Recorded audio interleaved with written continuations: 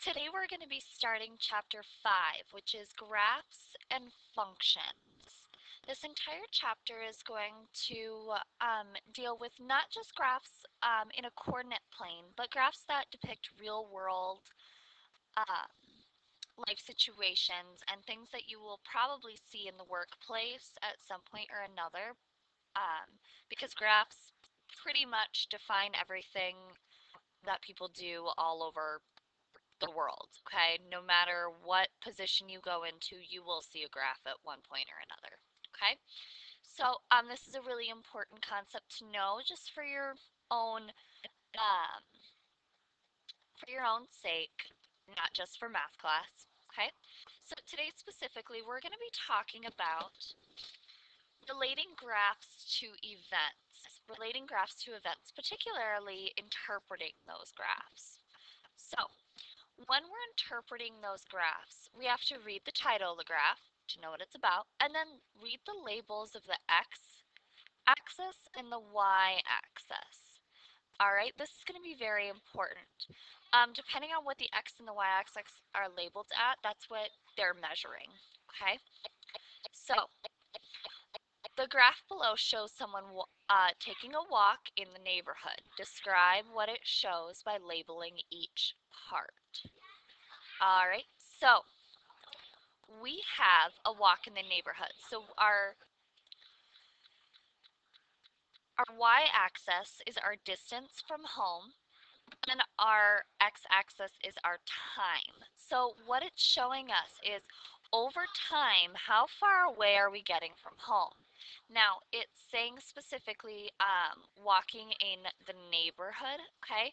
So we know that at some point we're going to start at home and we're going to end at home, okay? That would be our beginning and our end is home. Okay, as you can see in this graph, it labels it. So we have walking slowly is slowly going up. So what's happening here is we're walking slowly, okay, and then we're standing still for a while. Notice our distance is not changing, but our time is changing. Okay, our distance is not changing. Okay, so let's just say maybe they met someone in the neighborhood and they were talking or they had to stop at a stoplight, who knows. Okay, and then we're walking quickly, standing still. Notice again our distance does not change.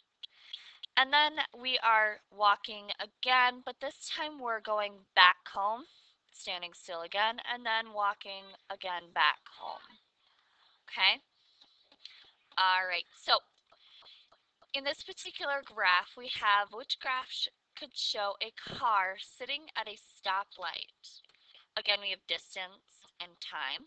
Okay, so while time is lapsing, how far away are we going, or where are we going? Well, if we're sitting at a stoplight, we're not going anywhere. So our distance should not change because we're sitting in one spot. So this graph is actually the one that depicts this situation.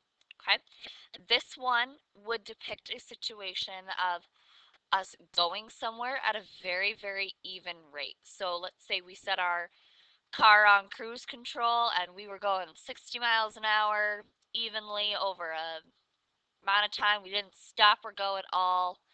We're in the middle of South Dakota going the exact same distance at the exact same speed. Okay, that would be what this particular graph would depict. Okay, all right. Our last example for today is we have a pelican flies above the water searching for fish. We want to sketch a graph of its altitude from takeoff to shore to diving to the water to catch a fish. So our entire graph needs to talk about its altitude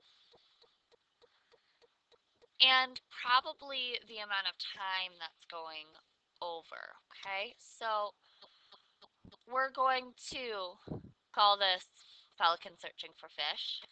Okay, on one axis we're going to have our altitude. Okay, and on another axis we're going to have time. Okay, so I want you guys to, in your notebook, in your notes tonight, real quick, just sketch what you would think this would look like. Try it for me. Make sure that you get a handle on this before tomorrow. It can be a little weird to graph a real life situation, okay? But think about it. As our altitude is going up, so we're taking off from shore, okay? And we're probably flying for a while, and our altitude probably evens out, right? We're not going to go like keep going up, up, up, up, up. Probably going to go up, even out a little bit, and then we're going to dive to the water to catch the fish. So our altitude is probably going to drop severely. So why don't you pause me, try it real quick. All right, if your looks at all like mine, you're probably pretty close, okay? So we're taking off, we're going, evening out, we're searching for our fish, and then we're diving quickly to the water. Okay, so tomorrow just be ready to interpret some graphs, make some graphs about real life situations, and label these graphs. Sometimes we're going to need to know what's going on in the graphs. Okay, all right, that's all I have for you today. Please make sure you come to class with any questions.